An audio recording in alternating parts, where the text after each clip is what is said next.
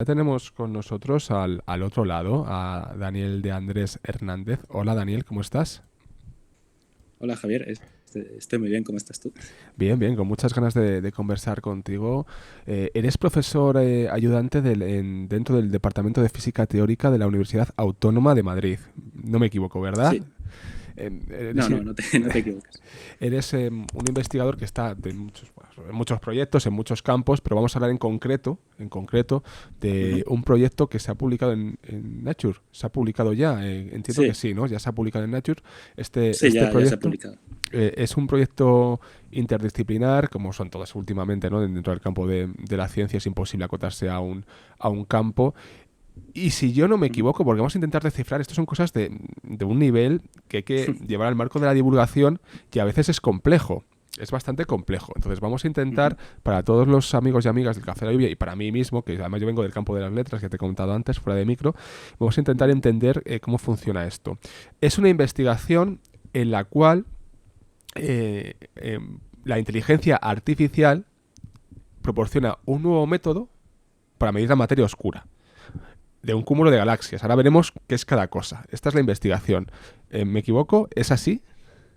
Sí, bueno, ese es el titular de prensa. Ese es el titular de prensa. Entonces, ahora hay que explicar exactamente a qué se refiere Ahora todo esto. iremos, ahora iremos con lo primero de todo, Daniel. Ujú. ¿Quién forma parte de esta investigación? ¿Qué instituciones, investigadores también, quiénes formáis el equipo de esta investigación? Bueno, en este proyecto está liderado por la Universidad Autónoma y allí estamos, bueno, unos investigadores, Gustavo Yepes, que es profesor de allí, y yo. También hay gente de la Universidad de Edimburgo, mm, que es un colaborador que se llama Wei Guang. También hay gente que cuando empezó este proyecto estaba en el MIT, ahora está en Francia, pero sobre todo en el MIT, que es Florian, en Estados Unidos. Y también, como es una colaboración multidisciplinar, como has dicho, colaboramos con una empresa que se llama Elanova y que ellos, bueno, ellos no entienden, bueno, no saben de física, son más bien de matemáticas y nos ayudan a escribir los algoritmos y a desarrollar todo este proyecto que es complejo, sí. En- Entonces, sí. ¿cuán- También hay gente de la Universidad de Roma y es un proyecto muy grande, sí, mucha gente. este proyecto está ya cerrado o sigue abierto? Lo publicáis ahora, no sé en qué fase está. ¿Qué duración tiene el proyecto? Es decir, ¿qué duración tiene el proyecto? ¿Está ya acotado? ¿Habrá que hacer otra cosa ahora? ¿Cómo son estos pasos? Bueno, este proyecto se engloba dentro de una colaboración internacional que se llama Los 300. Entonces, este gran proyecto empezó hace unos años, en 2016, 2017, y no termina. Es un proyecto en el cual el objetivo es simular la física a gran escala, que son los cúmulos de galaxias y escalas cosmológicas. Luego hablaremos más de eso. Entonces, dentro de los 300 está el proyecto de aplicaciones de inteligencia artificial o de aprendizaje automático a simulaciones cosmológicas, que ese es otro proyecto más grande que este pequeño proyecto que es un artículo. Dentro de esas aplicaciones de inteligencia artificial a simulaciones cosmológicas, dentro de ese gran proyecto hemos intentado aplicar inteligencia artificial para predecir la masa o la materia oscura en estos cúmulos de galaxias, de las observaciones de Planck. Ese mini proyecto ya ha terminado y lo hemos publicado. Esa sería la estructura del proyecto. Entonces, todavía continúa, pero ya no aplicado a las observaciones del satélite de Planck. Luego ya hablaremos más de eso. Sí, Vale, vamos por cúmulo de galaxias. ¿Qué es exactamente un cúmulo? sí, Yo puedo entender que son muchas galaxias sí, juntas, ¿no? sí. A ver si ¿Quieres compartir algo? puedo compartir pantalla. Sí. Sí, sí, comparto. Así os voy explicando. Sí, a ver. Vale, pues Compartir pantalla. déjame que voy a Simplemente poner aquí, dame un segundito, ¿vale? Que voy a poner también, para que lo veamos más grande todos, voy a poner Ujú. ahora mismo, vale, ya está, ya está, Sí, ya está bueno, puesto si en lo queréis imagen, ver, ya está, po- ahí, perfecto, ¿eh? lo podéis ver en vuestro ordenador. Podéis esto en Google y os salen Galaxy Cluster, salen todas estas imágenes. Entonces, es la intuición que tú tienes, un cúmulo de galaxias, son muchas galaxias que tienen algo en común. No, eso en común es que están ligadas gravitacionalmente, ¿no? Es decir, todas están orbitando entre ellas en un sistema que está ligado gravitacionalmente. Entonces, para entender lo que es un cúmulo de galaxias, tenemos que verlo dentro del contexto de la cosmología. La cosmología sería entender el universo como un todo, ¿no? Entonces, dentro de esas de formación de estructuras cosmológicas, un cúmulo de galaxias sería la formación más masiva que conocemos. Es decir, que tiene una masa de 10 elevado a 15 soles. Es decir, si el Sol tiene una masa muy grande, pues es 10 elevado a 15. Bueno, es decir, 15 órdenes de magnitud la masa del Sol. Son muchas galaxias. Madre mía. Entonces, lo que ocurre es que en este cúmulo de galaxias, por ejemplo, en esta imagen de aquí, uno ve muchas galaxias y entonces a partir de las galaxias uno puede estudiar, como ves la luz de las galaxias, tú estudias la velocidad de estas galaxias. Como te llega la luz, dice, bueno, esta galaxia tiene esta velocidad, esta de aquí tiene otra.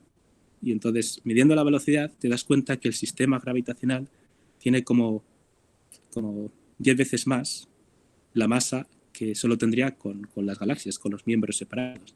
Entonces, como esa masa que falta no emite luz porque no la ves en las galaxias, se dice que el cúmulo de galaxias está formado principalmente por materia oscura. Es decir, la materia oscura que forma este cúmulo de galaxias es el 80% de la materia o el 85% de la materia de media en un cúmulo de galaxias. Es decir, un cúmulo de galaxias es fundamentalmente una materia que no se conoce cuál es su naturaleza, porque no emite luz, no sabemos qué es lo que es, pero sabemos que interacciona gravitacionalmente observando la luz de las galaxias. Entonces, un cúmulo de galaxias es materia oscura, que no lo vemos, gas muy caliente, que está por aquí, entre las galaxias, y las galaxias, que es lo que realmente se ve. Entonces, esto es un cúmulo de galaxias. Bueno, te iba a preguntar la siguiente, ¿qué es la materia oscura? Ya nos has contestado, ¿no? Que es lo que no sabemos. Efectivamente, que no se sabe exactamente qué es. No sé si quieres ampliar un poquito más. Oye, ¿se va a saber alguna vez qué es la materia oscura? También esto es interesante, ¿no?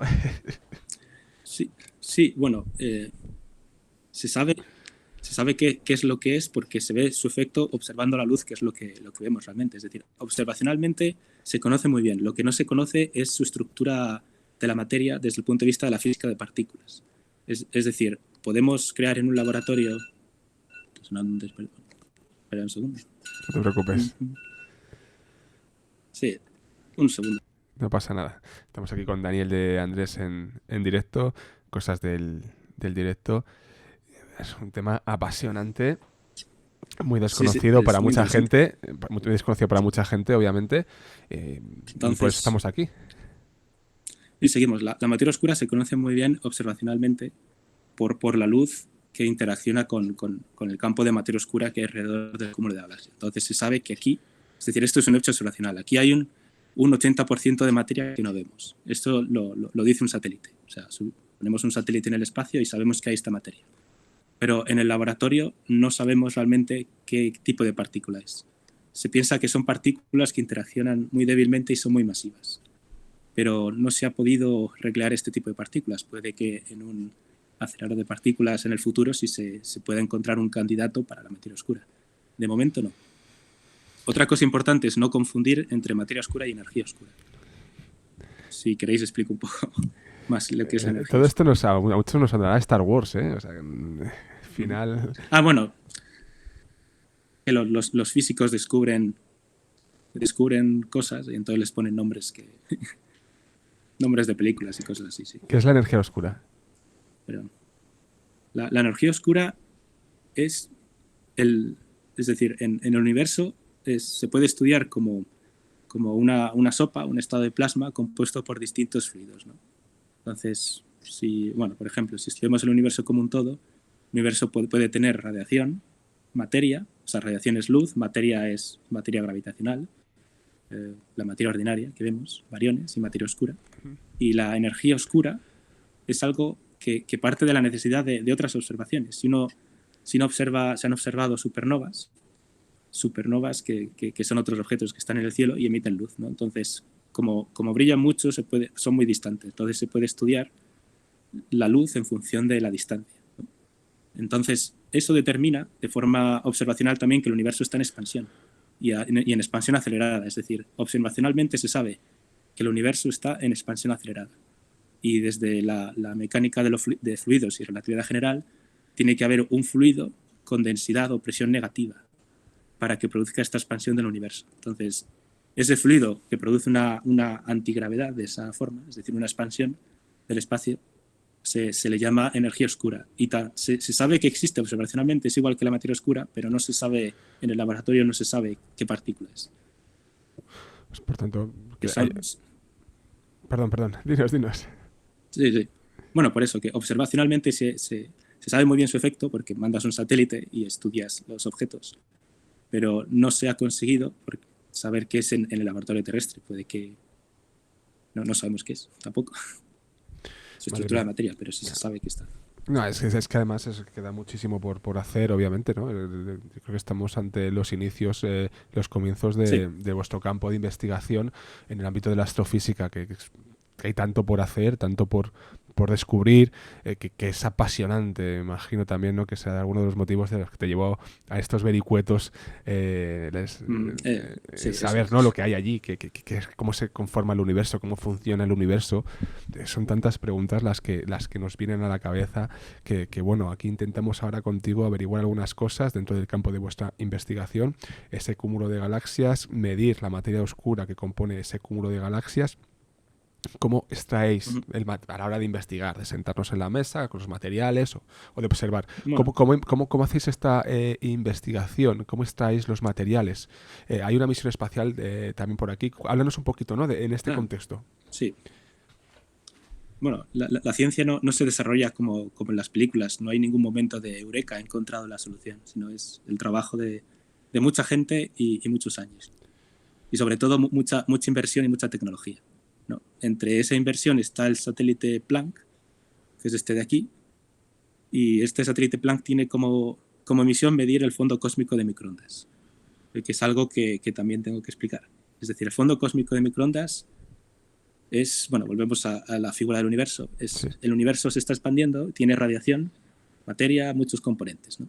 Entonces, cuando el universo es muy pequeño, la densidad es muy grande y la radiación está ligada a los electrones, es decir, no se escapa de los electrones. Entonces, el universo se va enfriando hasta que llega a una etapa en la cual los fotones ya no están ligados a los electrones, ya no interaccionan y viajan libremente.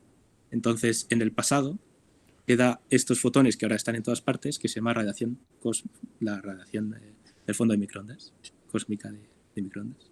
Y en inglés es CMB.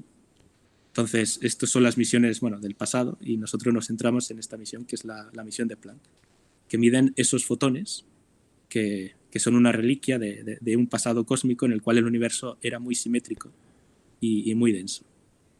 Entonces, eso se puede observar con un satélite. Y entonces Planck lo que ha hecho es medir el fondo cósmico de microondas de todo el cielo, de todo el universo observable, y proporciona este mapa del fondo cósmico de microondas.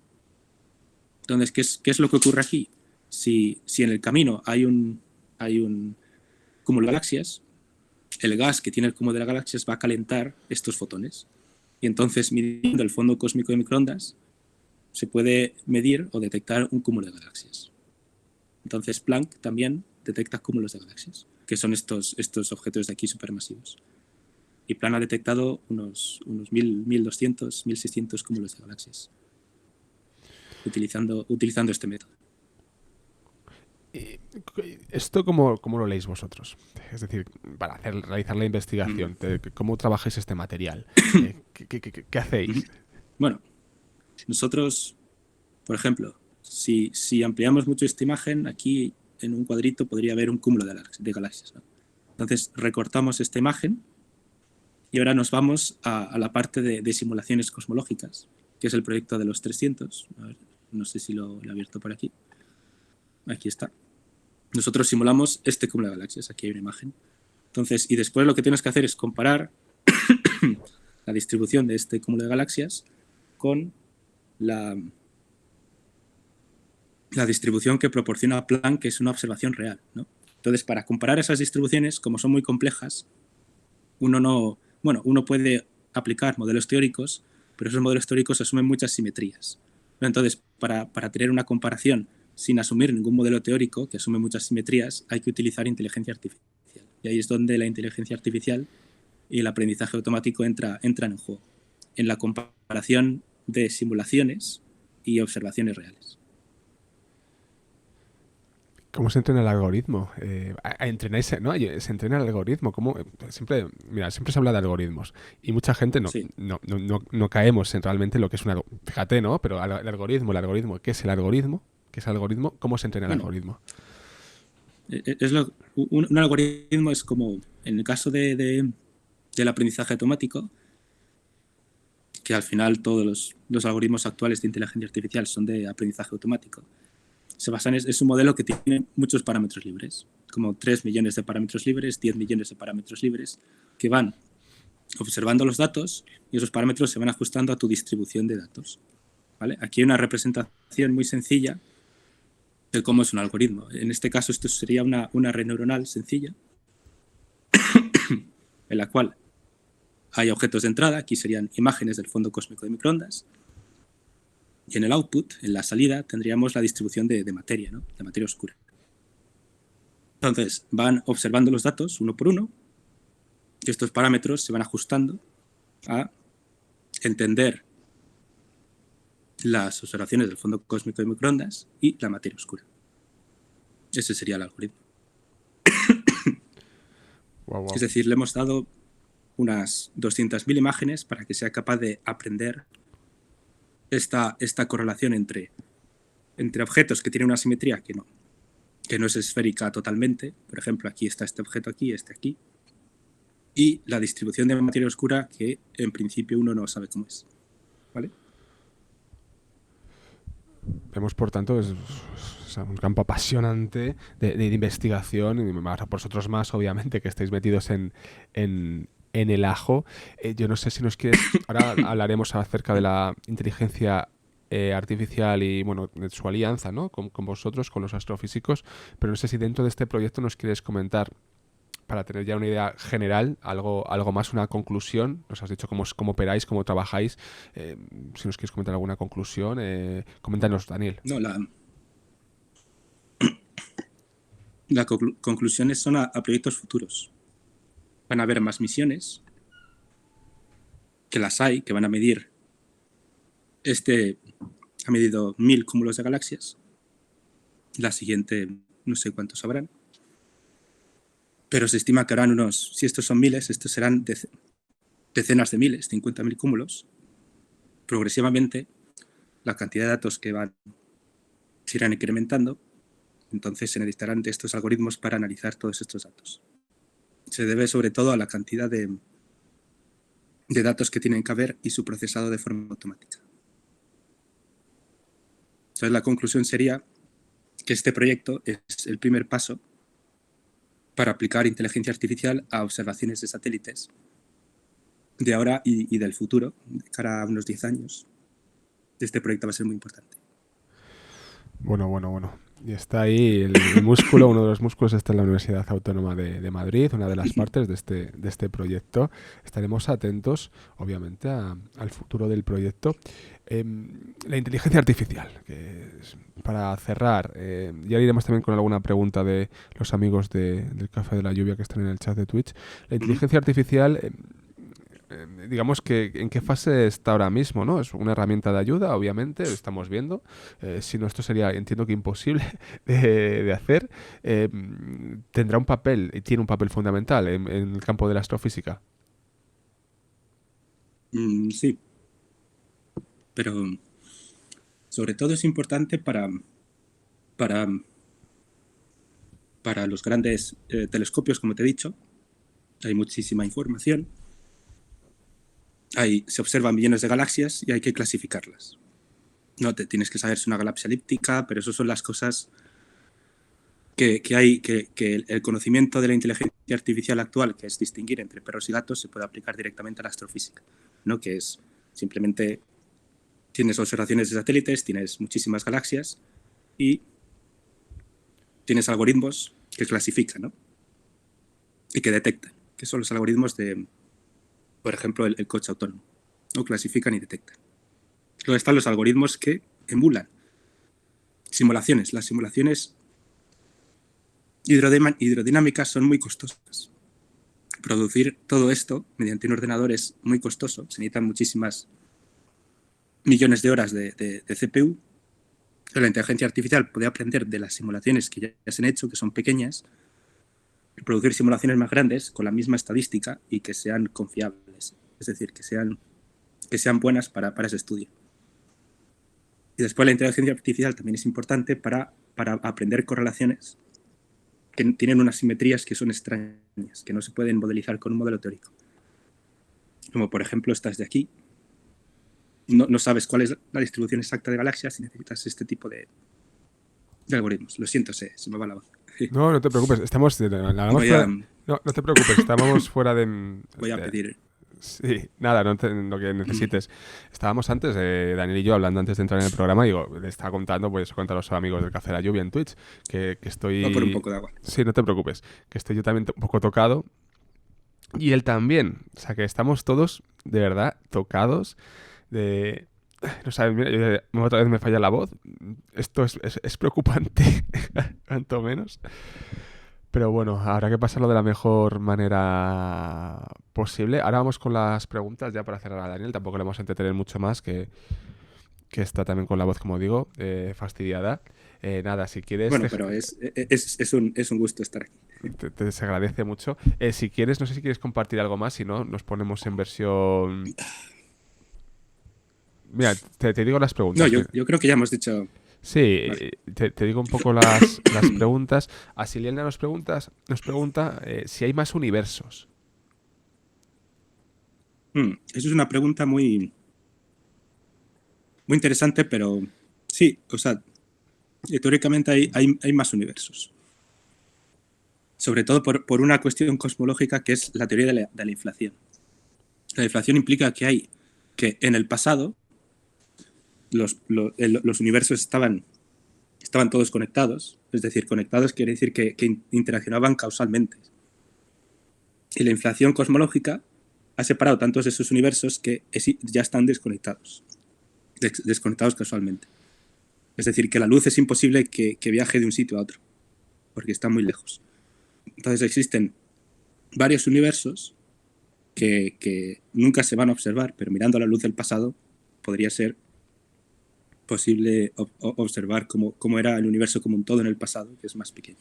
Pero sí existen varios universos desde ese punto de vista, es decir, que hay regiones del espacio que probablemente existan y estén no conectadas causalmente. Es decir, que es imposible comunicarse unas con las otras con la tecnología actual, con el conocimiento de la física. Nos dice también Picture, nos dice, y el +1 de arriba, que dice, en la red neuronal. Creo que es la imagen que has compartido de la red neuronal del +1. Bueno, esto es una cuestión matemática.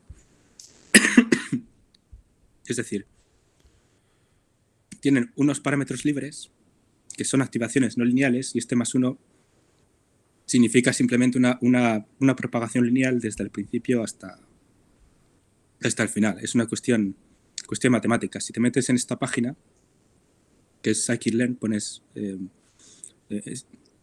Scikit-learn, esta red de neuronales, puedes leer lo que significa exactamente este +1. Y no sé si hay alguna preguntilla más por aquí. Creo que no hay más preguntas. Nada, oye, Daniel, muchas gracias por aclararnos los conceptos básicos que, claro, nos cuesta llegar a ellos. Yo no... Fíjate, esto a lo mejor es una cosa más personal. Tú piensas... seguro te han hecho la pregunta 20.000 veces. O sea, esto no es nada nuevo. Y dirá, qué pesado que me va a preguntar lo mismo. ¿Estamos o no estamos solos?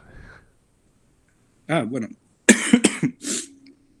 Probablemente no, porque el universo es enorme, ¿no? La probabilidad de que haya un planeta con vida es muy alta. Pero la probabilidad de que nosotros entremos en contacto con ese planeta con vida inteligente es muy baja. Entonces, la respuesta es, no estamos solos, pero en la práctica probablemente sí lo estemos, ¿vale? Porque el universo es muy grande. Entonces, con la tecnología actual es muy difícil salir de la galaxia, por ejemplo, o del sistema solar. Entonces o si quieres comunicarte con otra estrella, pues ya estamos hablando de años luces de distancia, ¿no? Entonces tú mandas un mensaje que tarda 4 años en llegar y recibes la respuesta dentro de 4 años. La comunicación a una escala humana es imposible. No, no, madre mía, es que son unos números. Es decir, o sea, aunque no estemos solos, que es probable que no estemos solos, en la práctica sí lo estamos, porque las distancias son muy grandes. Daniel, muchas gracias por estar, de verdad. Y bueno, vamos hablando, vamos viendo, ¿no? Lo que vais haciendo. Seguiremos la pista vuestra. Y nada, lo dicho, como digo siempre, Sí. en unos días está todo subido en muchos en podcast, en YouTube, etcétera. Ya lo subiremos. Bueno, pues muchas gracias y cuando queráis me avisas y yo encantado de venir a este programa. Gracias, cuídate. Un abrazo. Cuídate. Gracias. Chao. Adiós. Pues muchas gracias.